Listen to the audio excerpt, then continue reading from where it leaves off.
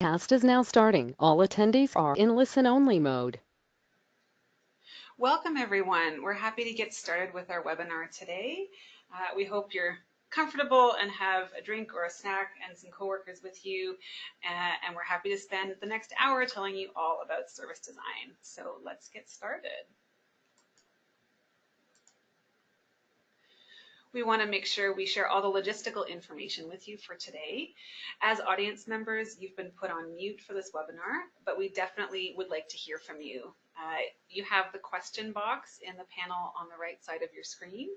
Please, at any time, if you think of a question you would like to ask of any of our panelists, please feel free to send it in and we will have questions answered at different points in the webinar.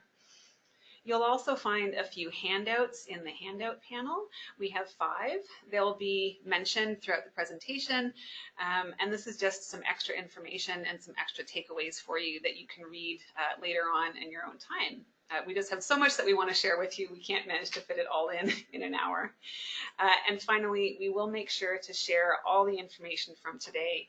Afterwards, we will have the slides as well as the video recording and all of the handout materials. We would like to begin by acknowledging that we are joining you from Toronto, which is situated upon traditional territories.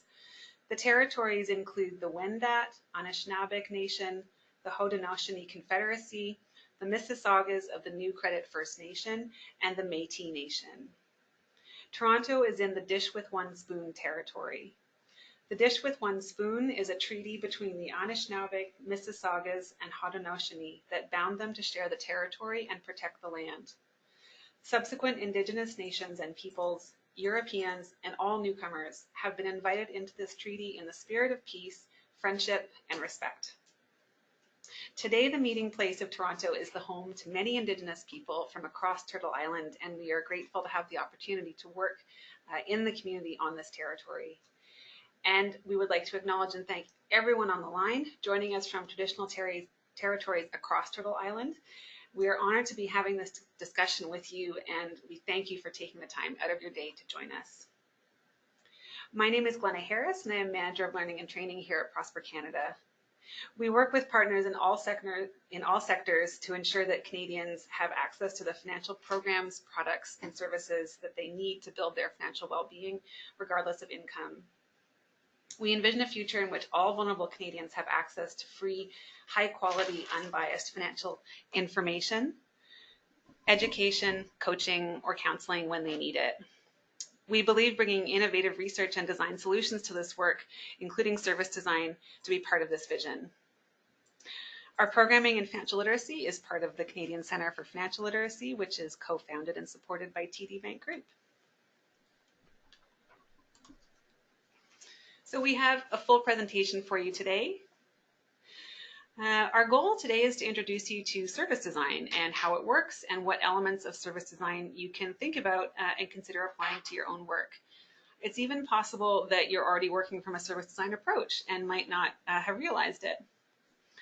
First, we're going to hear from some experts at Bridgeable who will share with us how they approach service design and why service design is so important and why it's become so relevant, especially in the last few years.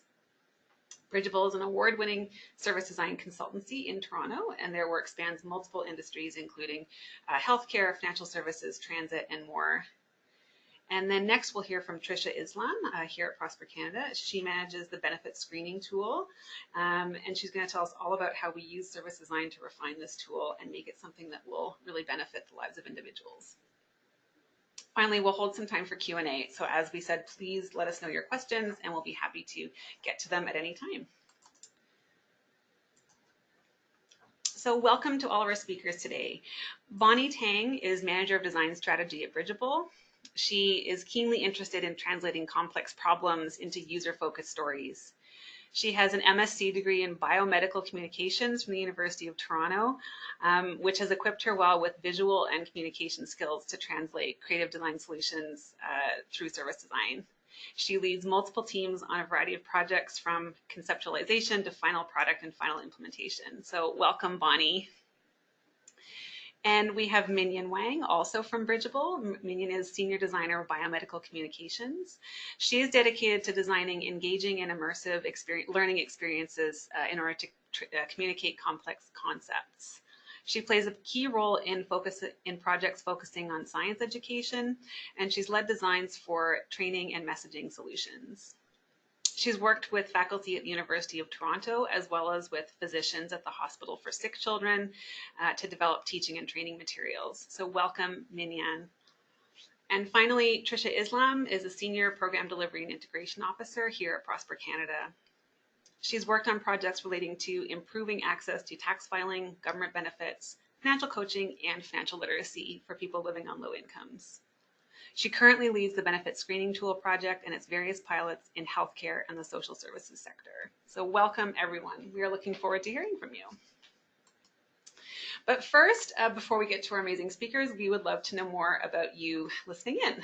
We've got about 60 of you in the audience today, and we'd love to know more about your work and your interest in this topic. So first, we'd like to find out from you what experience you've had already with service design, if at all. So please click on the answer that best fits your experience, whether you've had no experience yet, but you're looking forward to just learning anything and everything. Maybe you've attended some workshops or read some materials about it. Maybe you've participated in some service design before in some role, or perhaps you've even led service design from the work that you do, or because there's always another option that we haven't considered, if you have some other experience with service design, please feel free to let us know in the comments.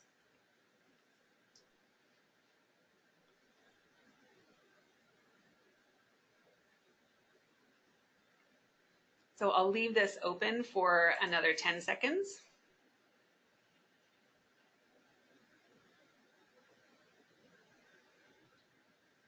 And 5, 4, 3, 2, and 1. So thank you so much for answering. It looks like a little under half of you are brand new to the topic, so that's wonderful. We're so happy to be bringing you some information today. But a third of you do have some experience in participating in service design in some way, which is also really fascinating. We hope that you'll have some great questions for our panelists, especially if you have a little bit of experience. That might lead you to be even eager for more. And then we hope that no matter what your level of experience is, that today will add something to it. So again, if you have questions, please let us know at any time. And then we'd also love to know what part of the field you're working in right now, whether you're part of a community agency or a not-for-profit.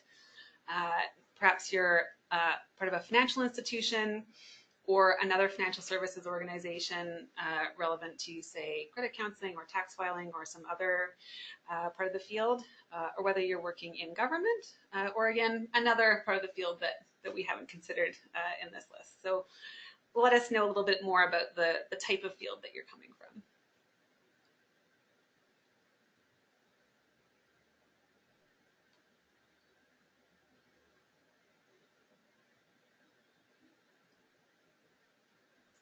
All right, I'll close this in 10 seconds.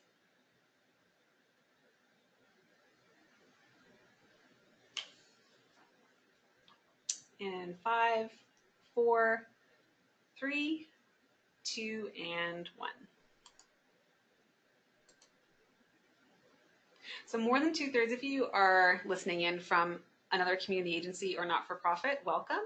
And then following that, we have a large number of you listening in from various government departments. So again, welcome. No matter what part of the field that you're from, we know that there's a lot going on in service design that could relate to your work. So thank you for joining us.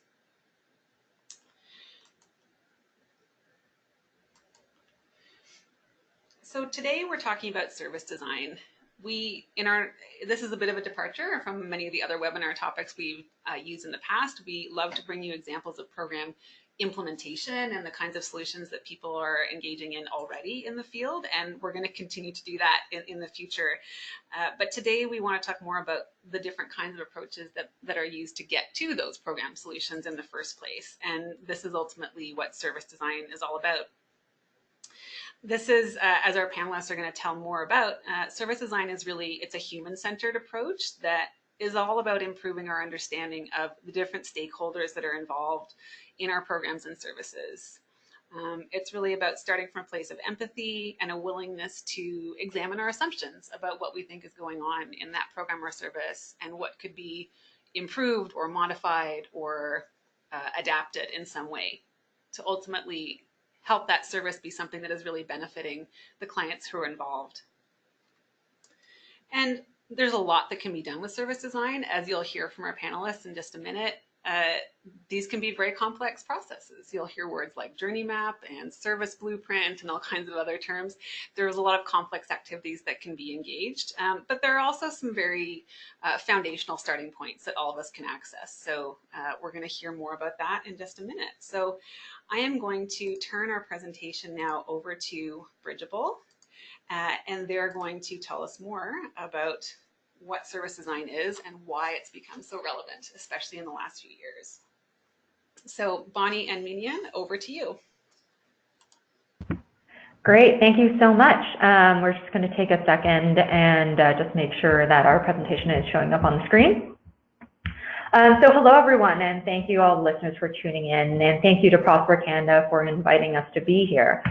My name is Bonnie, as Glenna mentioned, and I'll be co-presenting with my colleague here, Minyan. Hello everyone, and again, we're really excited to be here with you all. So before we get started, we wanted to go over our objectives for what we'll be sharing in the next 20 minutes. So what we really want to do is share the basics on service design so that everyone can have an understanding of what service design is, how it can help you improve your programs, and also how to start implementing service design principles, that mindset into your own organization. So hopefully, no matter what your experience is, you can come out of this webinar having some new things that you can bring back to your organization. And this agenda gives you a sense of what we'll be covering. So first, we're going to be talking about why has this form of design surfaced in the recent years and why it has become so popular. Then we'll be diving into what service design is from a practitioner standpoint and going over the practice itself and some of the tools that we use. And lastly, we'll review a Bridgeable case study to tie it in all together and show you how we use service design to solve some client problems. And then if there is time, we can open it up for some questions. So kicking it off, why did this field of design emerge today?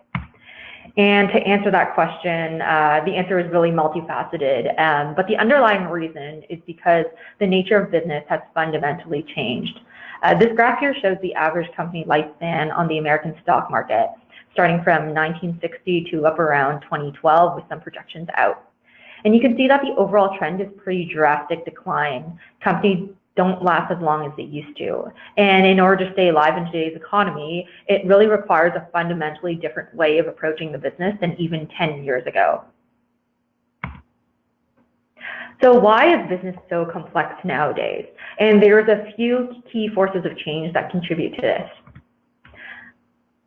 The first factor being technological disruption. So technology has really allowed us to interact with businesses across more channels than ever before, from in-store to online to mobile apps and pop-up shops.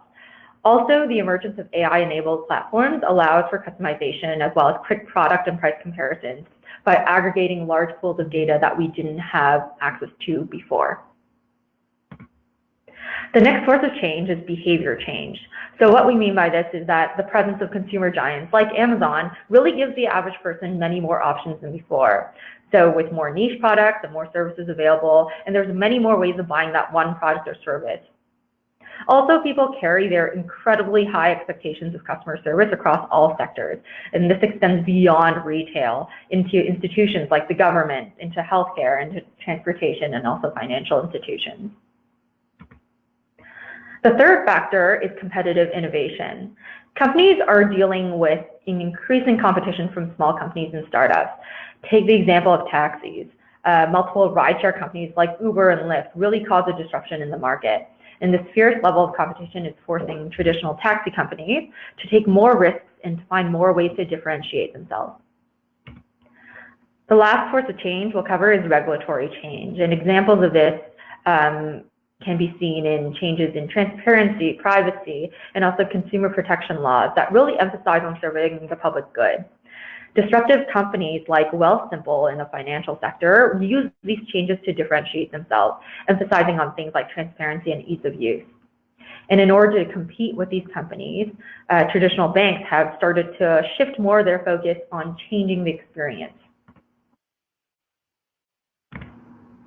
Now, if we take a moment and look at this from the perspective of people who are using services, how do we ourselves think about how experiences has changed? To shed more light on this, here is an interesting statistic to share that was researched by Bain & Company, which is a global management consulting firm. Here we see that 80% of large organizations believe that they deliver a superior experience, but surprisingly, only 8% of their users agreed. So what happened here, and why are companies' self-perceptions so flawed? What we see is that organizations are often focused on delivering the functional aspects of their products or services without stepping back to actively design the totality of the experience. And this leads to that gap in perception of delivering that superior experience. Now I'm going to pass it over to Minyan to speak a little bit more about that. Awesome. Thanks, Bonnie. So these days, everything's more connected and complex. And as Bonnie mentioned earlier, new consumer expectations are constantly rising the bar and blending our expectations between sectors. So if we looked at the traditional process of banking, it used to be linear. You go to the bank, withdraw money from the bank, and then use that money to make a purchase. And if I wanted to do more banking, I would have to go back to the bank. But today's banking experience looks nothing like that. So much of my banking can be done online, which I can access anywhere, anytime. I can set up automatic payments with my money, move my money, and make purchases through many different platforms, all without going to the bank in person. So why is there a discrepancy between how organizations think they're doing and how people who use their services view their experiences? Now, let's take a closer look into organizational structures. So organizations tend to be structured and measured based on functional silo. So one silo might be in charge of all the things marketing, another dealing with complaints at a call center, and it becomes very easy for each silo to believe they have a view of the people who are using their service.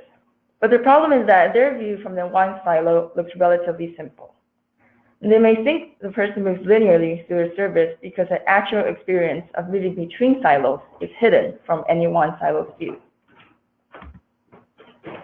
So from the perspective of those using your services, things look a lot more like this graph, where they're jumping around between channels and touch points. And it's not as linear as an organization might think. So to clarify, a channel is simply the medium through which a person is interacting with a service. So for example, this could be an app, a storefront, a website, etc. A touch point is a moment in time when a person interacts with your product or service. So for example, talking to the bank teller, withdrawing money, or checking their credit score on their app.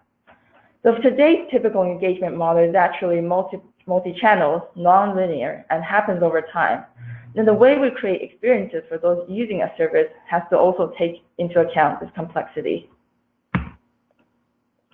At Bridgeable, we help organizations deal with the changing nature of business and incorporate customer behaviors and expectations. Our work spans across multiple industries, ranging from the financial sector to transit and to healthcare.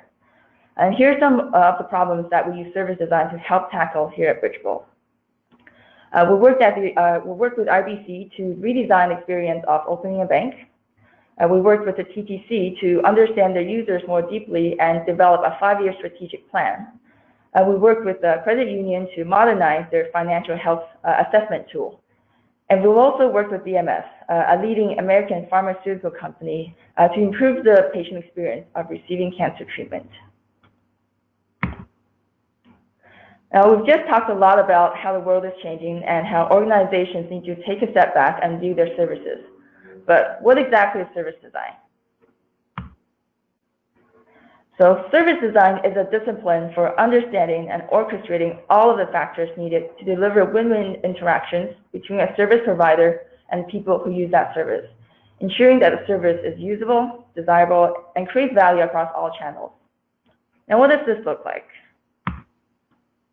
So let's think about going on vacation for a moment, because it's a nice thought, but it's also a really great example of a complex service design service experience. So when someone decides that they need to take a vacation, they'll probably go through some sort of research before purchasing a ticket. They'll then plan out their itinerary and prepare for the trip. And before they take off, they'll travel to the airport, go through security, board the plane, and interact with the airline host. And upon landing safely, they might be chauffeured to the resort where a staff member greets them by name. So there's a lot going on here, both for the person using the services and the multiple service providers. For the person, they're dealing with a number of different service providers in a single experience: Sync, Expedia, WestJet, the airport taxi service, and the resort hotel. And how many channels could they have done that through? Online, over their phone, at a physical travel agency, and so on. And the person might also be accessing these service providers at various points in time. So before their vacation for research purposes, during their vacation to confirm the booking, or after the vacation to follow up on the payment mistake. For service providers, their service lives in the context of other businesses. A resort hotel has very little control over their information, how their information is displayed within a site like hotels.com. The way people who use their services perceive their business is dependent on how another service sets them up. The point here is that this is a single experience of going on a vacation lives within a whole ecosystem. And how this experience pans out for both the person going on vacation and the service providers really depends on how it's orchestrated. A well-designed service links all of the touchpoints and channels end-to-end, ensuring that the people using the service will still have a good experience despite interacting with your service in a nonlinear and unpredictable ways. Everything is designed to communicate with each other across multiple channels and at different points in time. Service design actively integrates an ecosystem of channels and interactions to deliver a seamless and fulfilling experience. It aligns all of the different components that might touch or impact the user experience, whether it's a physical touch point, a technology, or a piece of communication. And as Glenda mentioned earlier, because service design looks at the experience by putting the human perspective in the center of this process, it's one of many methodologies that sits under the larger umbrella of human-centered design. And now I'm going to pass it back to Bonnie. Right, so in this last part of the presentation, we want to touch on a project that Bridgeable worked on, and just to bring this methodology and service design to life. So this project in particular was to redesign the experience of renewing your cell phone contract with Telus. So let's start off by framing the challenge. At the end of 2013, Telus had approached us because the policies of cell phone contracts were about to change. And the maximum length of a cell phone contract was going to be reduced from 3 years to just 2. And this left Telus with a large cohort of customers whose contracts were about to expire. Now, I think most of you would agree that renewing your cell phone contract is a generally painful process. And most people come out renewing their contract with a feeling that they really didn't get the best deal they could, or that they've been ripped off by their provider. To ensure that this large cohort of customers would be renewing their contracts with them and to have a good experience, Telus recognized that they had an incredible need and a huge opportunity to get the experience of contract renewals just right. And upon kicking off this project, we had spent a lot of time with Telus, key stakeholders and service teams. So we brought on executives and service teams together in one room so that everyone could collectively identify what this contract renewal initiatives were going on across the organization. And this business alignment was really important because it exposed that siloed view that we were talking about earlier. Bridgeable's goal at this stage was to get everyone working towards delivering a single, seamless service experience. So it's imperative that different areas of the business were on the same page about how everyone fits into that broader system of delivering that renewals experience for their customers. We then focus on understanding the needs of both the people using Telus and the needs of the organization, the Telus employees. As service designers, we refer to this as front of house and back of house. Now, if you think of a telco company, your front of house would include people your customers interact with. So sales staff in the stores or call center operators, just to name a few. Your back of house includes people who taken the operations. So the IT team, your strategists, the systems and processes that help your staff run the operations. And they're invisible to customers. But understanding how all these components allow service designers to take into consideration what is needed is really necessary in making that experience successful. To make sure we had a strong understanding of that front of house experience, we use what we call learning labs and interviews to talk to people who use Telus. And this helped ensure that the project vision and outcomes were always aligned to what people needed, what their motivations were, and what their behaviors were. And during these sessions, we also invited Telus staff into the research so that they could see and hear firsthand what it was like to renew a contract with them. One of the major outcomes of this is that Telus staff were immediately able to understand the nuances and the entirety of customer experience. And down the line, this made the process of identifying priority areas for investment very easy. And to make sense of all the research from talking to people, we created a journey map to articulate the experience of those using Telus. Now, to explain a little bit more about what journey maps are, it's a tool often used to help service designers combine storytelling and visualization so that people can better understand and address the needs of those using their service. So this can include before, during, and after stages of how someone might interact with a service across multiple touch points and across multiple channels. And it's often used to help identify gaps in the experience and also align on what opportunities are needed to help improve the experience and make it better for everyone. Once our team identified what those opportunity areas are, we facilitated a co-creation session. So in this session, we invited Telus customers, so people using Telus, Telus team members, and other internal stakeholders to collaborate directly with one another and come up with potential service ideas. Co-creation is great because different groups of people can really build on each other's ideas and fill in missing gaps in knowledge or information. This is particularly useful when dealing with complex experience that spans across multiple channels over time. And to test possible solutions coming out of co-creation, we often prototype our ideas. And when we prototype, it can take on many shapes and forms. Sometimes we can use hand-drawn prototypes to communicate our ideas. Other times we use digital mock-ups. For this particular project, we decided to use a prototype video to conceptualize a full service renewals experience. And you'll see on the screen here some captures from that video.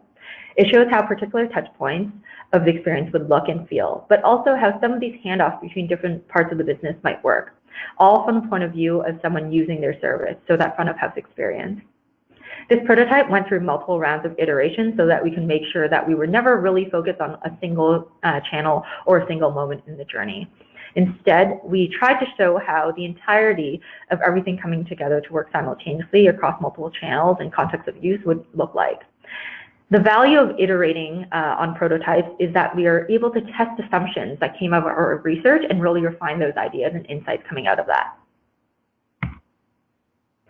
Now that we have our prototypes, we also needed to consider the needs of Telus and their staff, because ultimately they were going to be the ones that deliver parts of the experience. To support Telus and their team in delivering this experience, we used the service blueprint to demonstrate what was needed to come together back of house to enable that smooth delivery of a complex interaction and this redesigned renewal service.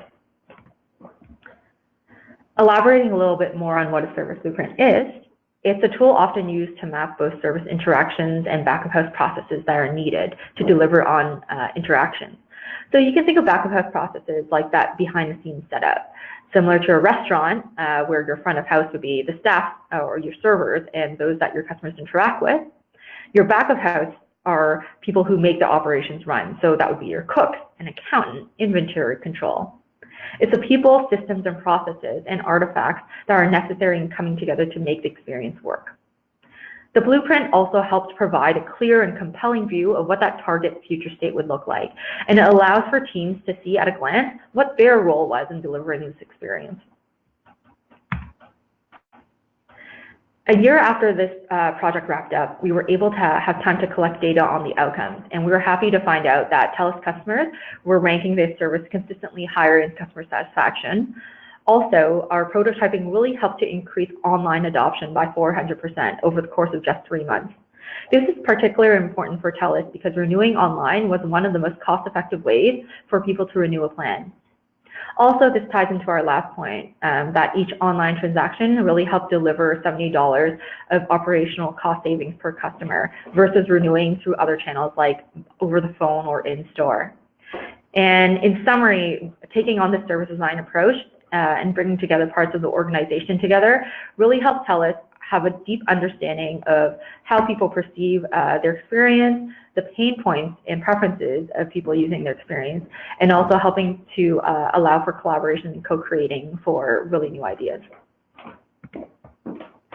So we hope that some of you are really excited to start using or continue using service design in your work, but you may be wondering how.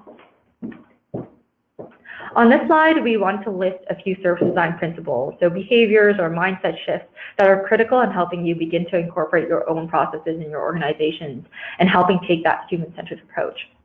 So first is to demonstrate empathy. So really learn and think about what people need and what their goals are when they're using your service or your product.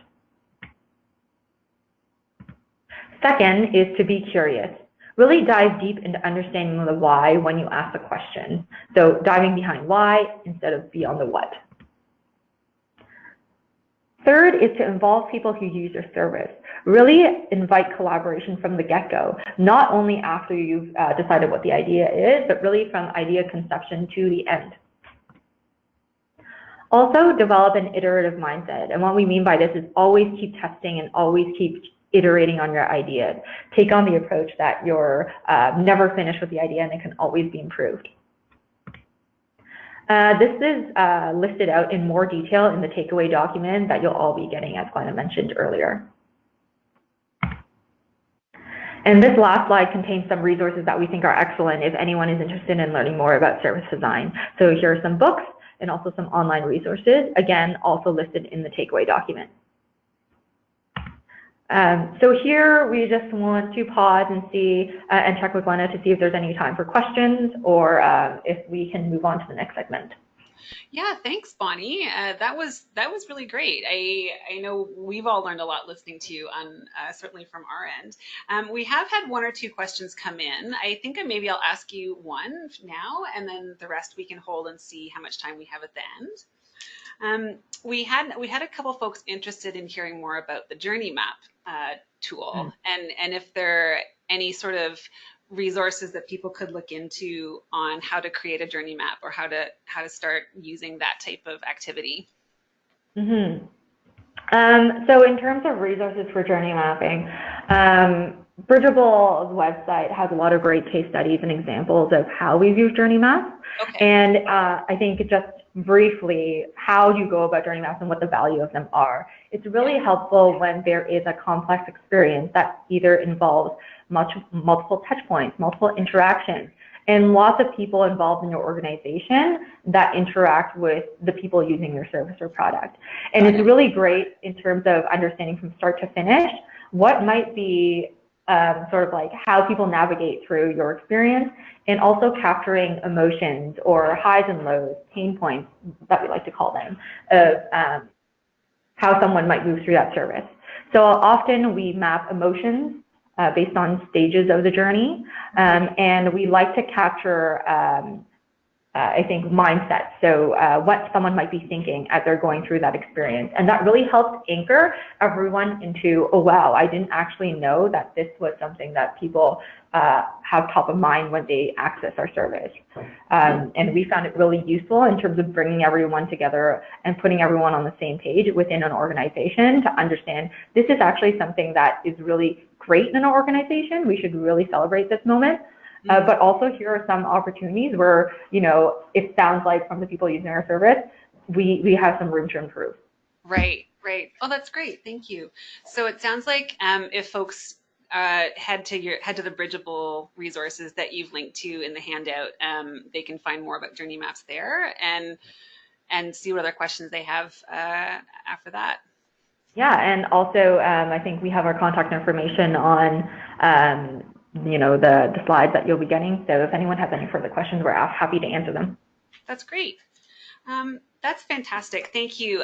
Thank you both, Bonnie and Minyan. I'm going to carry on with our second presenter, Tricia. And again, we'll hold another few minutes at the end for more questions. So thank you both.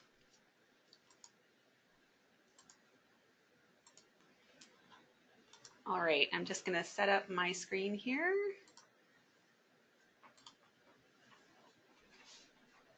Perfect. All right. So now that Bonnie and Minion have given us almost a whirlwind tour of what can be involved in service design and what types of solutions can result from it, we're going to show you an example from our work, which is the benefit screening tool. And if you've heard of this tool, that's wonderful. If you haven't heard of it, then we're happy to bring more information about it to you today.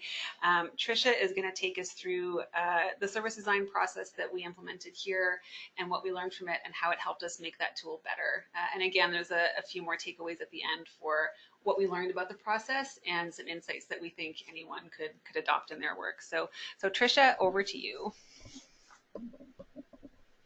Thank you, Glenna. So before I tell you what we did, I want to tell you a little bit about why and give you a little context. So firstly, there's strong evidence that suggests that there's a clear link between poverty and poor health.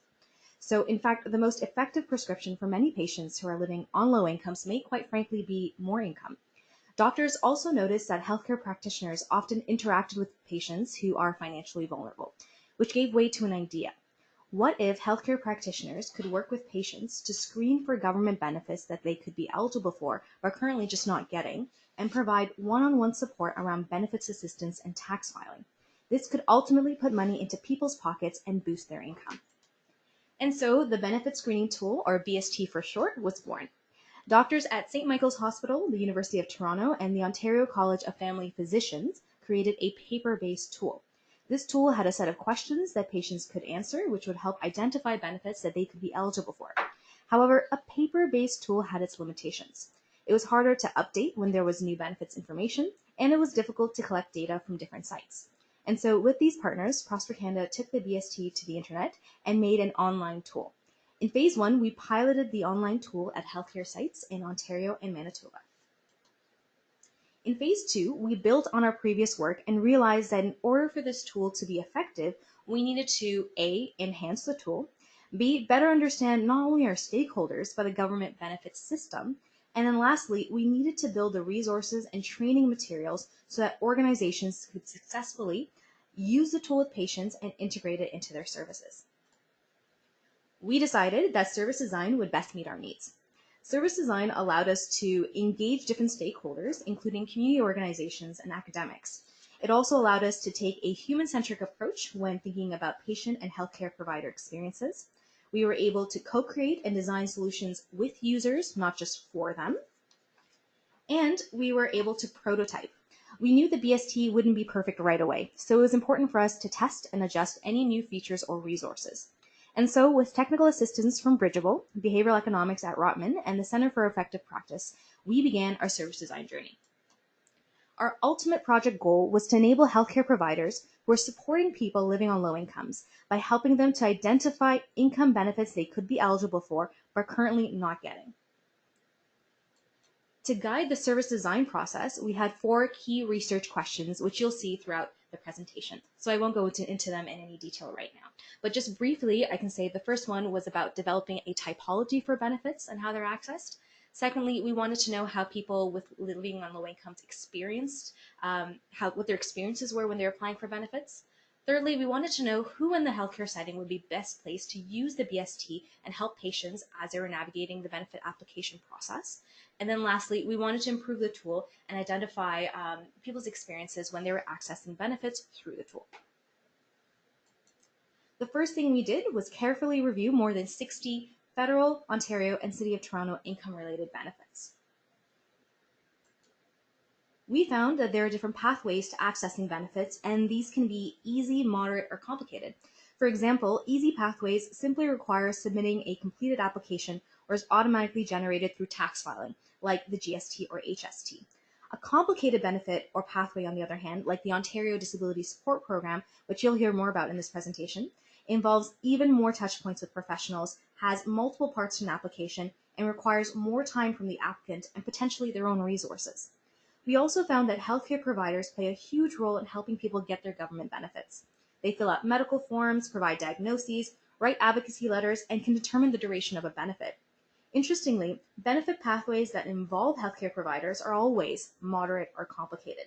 On top of that, people's experiences with moderate or complicated pathways, can cause emotional distress, which you'll see soon. From this information, we learned that the VST should be designed to provide emotional and logistical support to patients so that it can improve their experience when they're applying for benefits.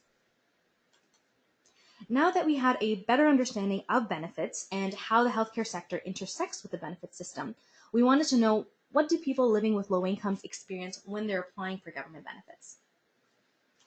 We conducted 14 interviews with people who indicated that they were struggling to make ends meet, and we learned that the benefits process is quite challenging in a number of ways. We focused on the Ontario Disability Support Program, ODSP for short, because it is one of the most challenging benefits to apply for and successfully acquire. I'm going to demonstrate what we learned by showing you 2 journey maps we developed to highlight people's experience when applying for this benefit. You can think of a journey map as a layer cake. So as you'll see here on your screen, the top layers show the different steps a person will take when they're applying for the ODSP, from deciding to apply all the way to successful application and maintenance. The middle layer with the emoticons show the different emotions along this process. And the very bottom layers give you some quotes about each stage. And thank you for pointing that out, Glenna. So this journey map is also available in your handout section, so you can look into that in more detail during or after this presentation. So this first journey map illustrates the application process for an individual who successfully received the ODSP after the first application. We found, as you'll see here for the different arrows, that there are a lot of low points and sad faces. This individual had to wait for months before they were approved for this benefit, and waiting can cause a lot of anxiety and stress. One quote that we heard was, "Will my income last until I hear back from the ODSP office? I might become homeless soon." And this is actually indicative of the reality for many people, because many people are not successful after the first application and must appeal for reconsideration. This is shown in the second journey map. Here you can see even more sad faces. This particular individual has a mental health related disability, and they find it, quote, emotionally difficult to have to prove their disability to every healthcare professional they meet. If they don't frame their disability in the right way, they get a rejection letter and have to get additional proof and go through an appeal process with the tribunal. You can imagine how distressing and traumatizing this must be for them. With the help of a legal clinic, finally, at the end, they're successful. From our research, we also discovered 4 different types or archetypes of people who are applying for benefits. You'll see here listed from left to right. So the confident advocate might feel entitled to benefits from the government. They might be comfortable talking to service providers, and they're able to advocate for themselves. On the other end of the spectrum, you might have a discouraged applicant who might believe that the system is working against them and might feel that their application will be denied, so why bother applying? So one thing that's important to note is that an individual can embody different archetypes at different times in the benefit application process. So for example, somebody could be initially really confident and advocate for themselves, but as they're going through the process, they might become discouraged after a few months. For us, this validates the need for training for healthcare providers about the benefits process and the different types of patients they might encounter. It also validates the needs to build resources, think of ways to make the benefits application process easier, and create a tool that enables action. Now that we knew more about benefit application processes and experiences for people living on low incomes, we now wanted to know who would be best placed to be a benefits navigator, which simply means somebody who uses the BST with patients and helps them through the process. We conducted 12 interviews with healthcare professionals at Access Alliance Community Health Center to learn about their daily workflow and what role they might have in helping patients access government benefits. In your handouts, you'll see some detailed infographics on each type of healthcare practitioner that we interviewed. For the sake of time, I'll just focus on our big insight, which was that doctors, nurse practitioners, and registered nurses were super important to the benefits application process because they write many forms, provide signatures, advocate for patients, and can identify when someone might have low income. However, they should not be the one administering the tool because they're really busy, and they require their appointments focus on health needs. It's important to keep them in the service flow, but they can't guide patients through their applications. At Access Alliance Community Health Center, there's a targeted focus on newcomers to Canada. We found that settlement workers were spending time helping patients apply for government benefits. They have flexibility within their appointments to talk about benefits, and they can establish trusting relationships. They'll also advocate for their patients. The significant insight here is that it's not about the job title. The main focus here is that a benefit navigator is somebody who's already aware that accessing benefits can be scary, emotional, and cause distress for people. the best place navigator is somebody who's already talking to people about money, is already helping them apply for benefits, and has the flexibility to talk about other things besides health in their appointments. Another research question that we explored was how to improve the first version of the tool.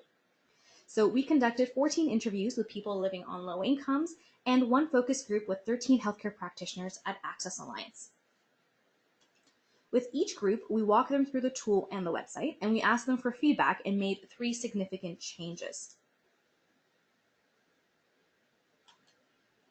Firstly, practitioners found the existing questions a little bit awkward and too formal. So for example, people had, and we're hearing this quite often, people are uncomfortable asking about income. And so what we did was we reframed the screening questions in plain language, and for that particular question, we created income ranges so it'd be easier to pose that question. Secondly, people living on low income wanted a printout, so they wanted a tangible copy of the benefits that they could be eligible for, and they wanted it to be friendly, accurate, and easy to follow. So in response, we implemented small behavioral elements like checkboxes, a note section, and a personalized greeting, and as well as technical elements like emailing the printout to yourself and downloading a PDF. Thirdly, and this is perhaps the biggest change to the tool, came from seeing how frustrating, challenging, and isolated people felt when they were applying for benefits. So in response, we connected with Ontario 211, now known as Find Help, and we embedded community resources like libraries, food banks, government offices, and other resources within the tool.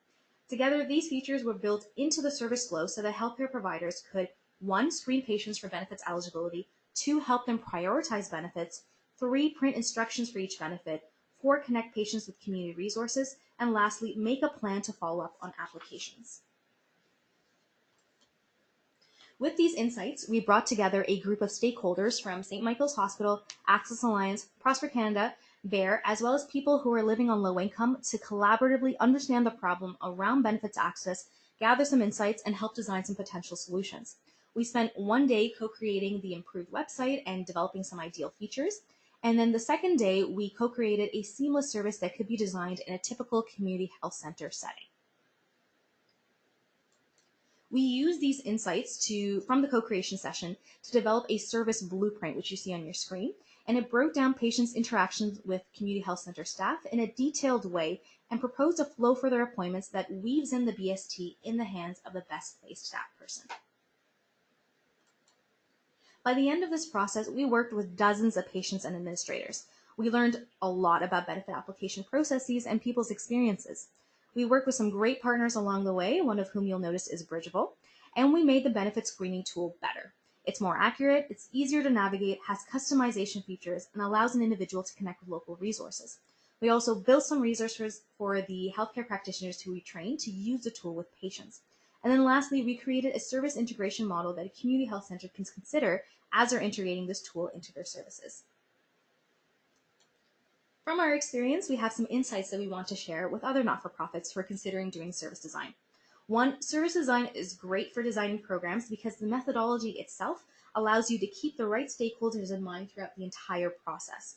2, service design requires an investment of both human resources, like a dedicated staff, financial resources, and physical resources like office supplies, including stickies and markers. 3, service design means everyone is involved, from the people who fund the program to the recipient. It's important to consider who's affected by the problem or program, who funds it, who developed policies for it, and who delivers it. And lastly, service design works when your organization is committed to thinking about the client at every stage of the process. Building a client's focus into projects from conception and all key conversations with funders, partners, and consultants is necessary to ensure a successful service design journey. Bridgeable gave you some tips, so we're going to give you a few tips of our own. The good news about starting with service design is that it's not hard. Firstly, there's lots of free online resources, blogs, and articles that are available. As Bridgeable mentioned before, they have some resources in their presentation, which you can check out. Prosper Canada will also be releasing a video about how we approached service design for this project, so please stay tuned for that. And also just try it out. Service design doesn't have to be expensive. As a not-for-profit ourselves, we know that time and money is of the essence. Dedicating even half an hour to client and staff interviews could lead to some really helpful insights. We have some more tips in our PDF, which is also in our handout section. It's made for frontline practitioners like yourselves and goes into more detail about how we used service design. Lastly, I want to take a minute to acknowledge our funders and partners without whom we would not be able to do any of this work. So thank you to Maytree Foundation, the Canadian Institutes of Health Research, and St. Michael's Hospital Foundation for their invaluable funding support. This project is also a collaboration with Dr. Andrew Pinto, a family physician and founder of the Upstream Lab at the Center for Urban Health Solutions. So with that, I'll pass it back over to Glenn.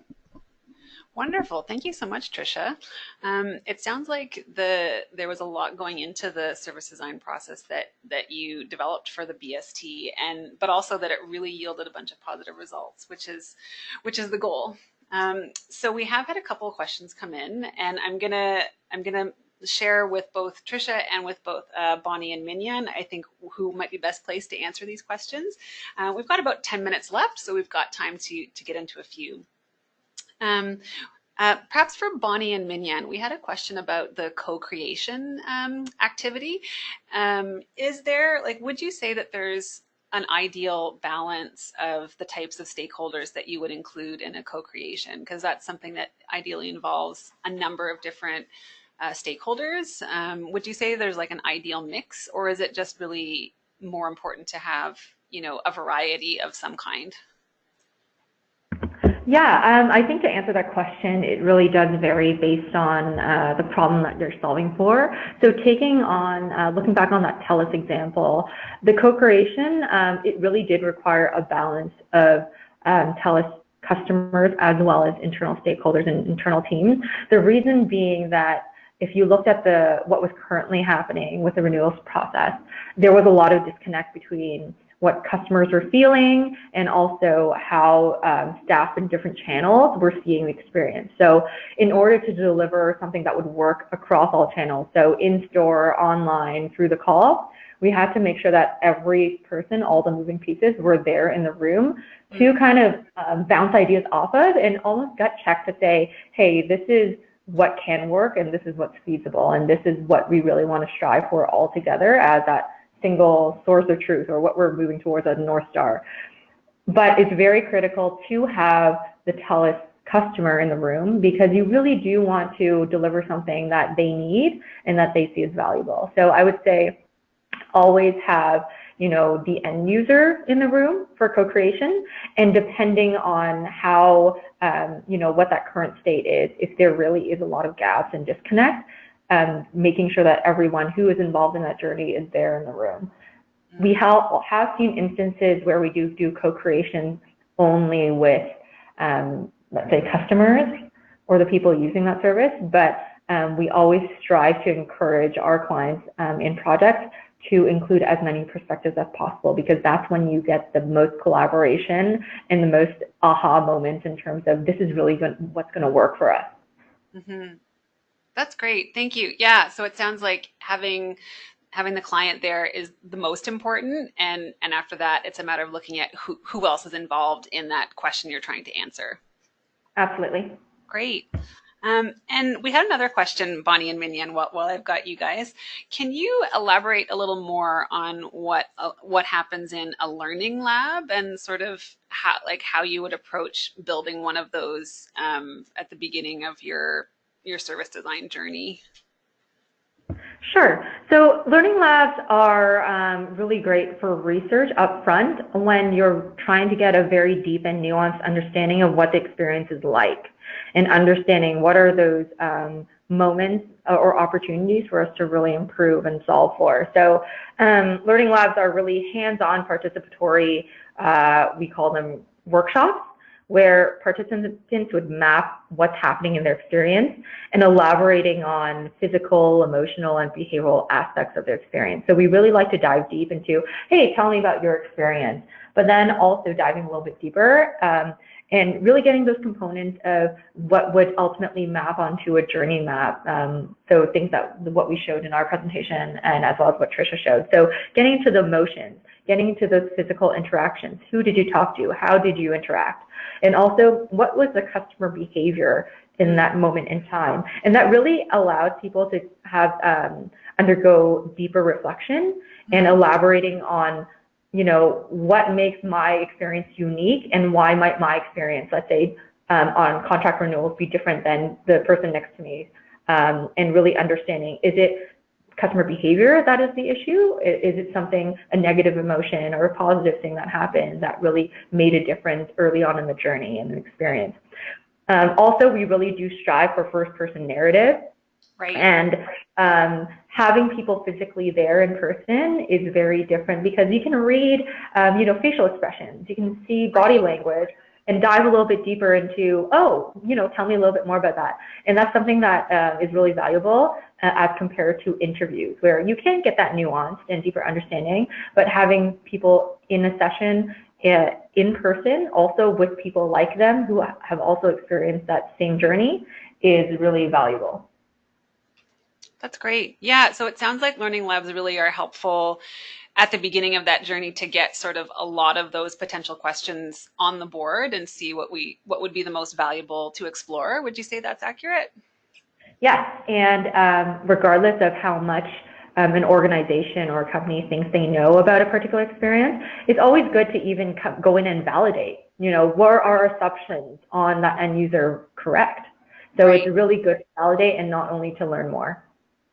That's great. Actually, that actually blends pretty well with the next question, which I was going to pose to Trisha, which is about the tax filing journey that the BST was trying to understand. Because a lot of folks who work with tax benefits out in the world, they might already understand those pain points quite well. So so going through the process to confirm those assumptions, like how would you say that's still valuable? Like sort of even if it sort of confirms what we already know. I think that's a great question because it points to how if we have information, what's the point of getting more information if we already know what we know? Right. But I think it also speaks to what Bonnie and Minyan were talking about before. It's not just about the what, it's about why. So it isn't about what people are experiencing exclusively, but it's also about why it is that they're experiencing this. And this allowed us to make the tool better because we understood, for example, that people felt isolated. So they weren't able to get benefits because they didn't have access to resources. So we were able to problem solve and include that feature as part of the tool. And we were also able to include that as part of the training too. So when we were able to understand the underlying reasons for why people were having certain experiences, we were able to then problem solve with the people who were having those experiences in the first place. That's good. So you're right. So even if we still know that that's true, we might have a better understanding of what the reasons are, and that can help us design a better solution. That's fantastic. I'm going to ask one more question to Bonnie and Minyan. This is about someone's wondering about if you have a large organization and there's a lot of different potential touch points, like if you have a main office but different branches, would it be better to sort of establish like service design as a center of expertise in one place, or would it be better to have different people scattered around as sort of service design experts? I guess in a short answer would be always to have a more consolidated and consistent view is always something that we strive for. So without knowing a little bit more of the context of the question, I would say having one service design center of excellence or one place to go to or a group of experts would be the way to go. And the reason being, if you did have different service design experts scattered everywhere across the branches, that's really great in building that capability and shifting that mindset. But the value of service design is really to consolidate and build consistent experiences that are delivered across the organization. So having those disparate experts everywhere is great, as long as there is one point in time or one way to kind of consolidate all the different views of a branch so that the head office, right, or those decision makers can really get a consolidated view of what are those things that are consistent across the different branches and what are some things that, a branch might be excelling in that we want to carry forward in everywhere else, or what are some consistent gaps. Right. Okay, great. That's fantastic. Yeah, I think that's a really good question to reflect on, particularly if you are in an office that has even multiple departments, multiple locations across a province or the country. Those where that point of view is that can see that consolidation is a good thing to think about. So we have had a few more questions come in, but we are coming to the end of our time. So what I'll do is I'll see what we can answer offline with Bonnie and Minyan or Tricia. If there's any questions that we can put into a text answer to include with the presentation notes, we will do so. But those have been some really good questions, and I know I've learned a little bit more hearing the answers from all of you. So thank you. Before we wrap up, I just want to remind everyone that the handouts are available there in the control panel. So we've got more information about the BSD service design process that Tricia went through and the samples of journey maps that were conducted. And we've also got that really concise one-pager from Bridgeable, which has some resource links and some key tips to take away and get started. We will post all information for the webinar in the next couple of days on the Learning Hub, so that's the link there. But if you've registered, you'll receive a link in the email as well. So once again, we want to thank you all for joining us. We know your time is very, very valuable, and we're so grateful that you spent the last hour with us. If you have questions about anything you've heard today, or if you want to follow up with more information, here is all of our contact info. And as always, please keep in touch with us. We would love to share more with you about our upcoming events and resources. So please keep subscribed to our newsletter, and we'll be happy to share more with you as new events arise. So Bonnie and Minyan, thank you again. It's been great to spend this time with you, and we're so happy to benefit from your expertise today. It was great speaking with everyone today. Awesome. So thank you, everyone. We will say goodbye and hope you have a wonderful day. Thank you.